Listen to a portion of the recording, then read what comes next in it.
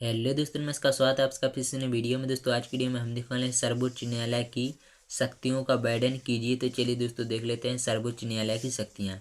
दोस्तों भारत के सर्वोच्च न्यायालय की शक्तियाँ निम्नानुसार हैं। सबसे पहला है प्रारंभिक क्षेत्राधिकार।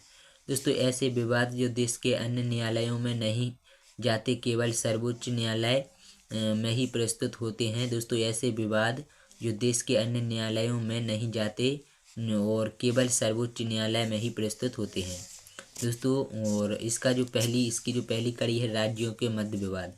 दोस्तों जब केंद्रीय सरकार तथा एक राज्य या अधिक राज्यों में से विवाद हो।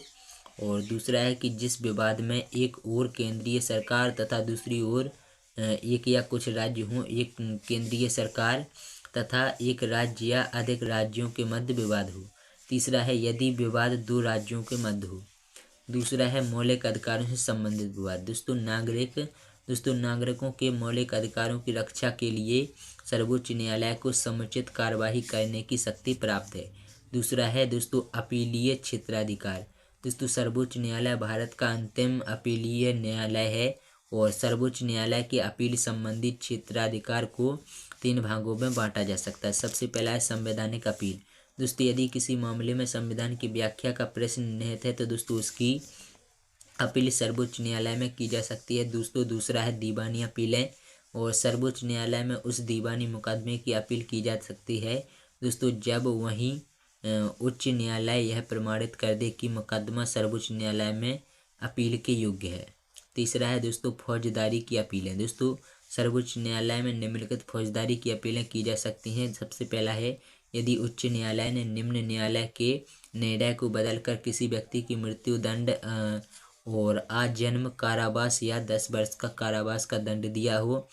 और दूसरा है यदि उच्च न्यायालय इस प्रकार का प्रमाण पत्र दे दे कि यह मामला उच्चतम न्यायालय में अपील करने योग्य है। या फिर तीसरा है कि यदि उच्च न्यायालय ने किसी मुकदमे को अपने पास मांगकर किसी व्यक्ति को दंड दिया हो। तीसरा है दोस्तों परामर्शदात्री क्षेत्राधिकार। दोस्तों संविधान की धारा 143 के अनुसार यदि राष्ट्रपति किसी संवैधानिक या कानूनी प्रश्न पर सर्वोच्च न्यायालय से परामर्श लेना चाहे तो राष्ट्रपति को परामर्श दे सकता है। और चौथा है न्यायिक पुनरावलोकन संबंधी क्षेत्राधिकार। दोस्तों सर्वोच्च न्यायालय को न्यायिक पुनर्निरीक्षण का अधिकार भी प्राप्त है। इस अधिकार के प्रयोग से वह संसद या राज्य विधानमंडल द्वारा पारित किए गए किसी भी ऐसे कानून को अवैध घोषित कर सकता है जो संविधान के विरुद्ध हो। दोस्तों संविधान की व्याख्या करने का अंतिम अधिकार सर्वोच्च न्यायालय के पास है। इस प्रकार संघीय शासन व्यवस्था में सर्वोच्च न्यायालय की महत्वपूर्ण भूमिका है। पांचवा और आखिरी है अभिलेख न्यायालय। दोस्तों उच्चतम न्यायालय देश का सबसे बड़ा न्यायालय है।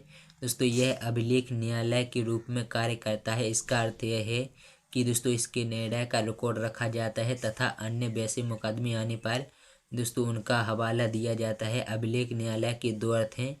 सबसे पहला है कि दोस्तों इस न्यायालय के निर्णय सब जगह साक्षी के रूप में स्वीकार किए जाएंगे और इन्हें भी किसी भी न्यायालय में प्रस्तुत किए जाने पर उनकी प्रामाणिकता के विषय में प्रश्न नहीं उठाया जाएगा। और दूसरा है कि दोस्तों इस न्यायालय के द्वारा अवमानना के लिए किसी भी प्रकार का दंड दिया जा सकता है।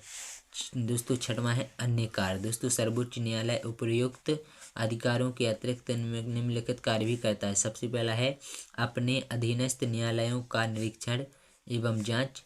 दूसरा है अपने अधीनस्थ कर्मचारियों व अधिकारियों की सेवा शर्तों का निर्धारण। तीसरा है न्यायालय की अवमानना करने वाले को किसी भी व्यक्ति को दंडित करने की शक्ति।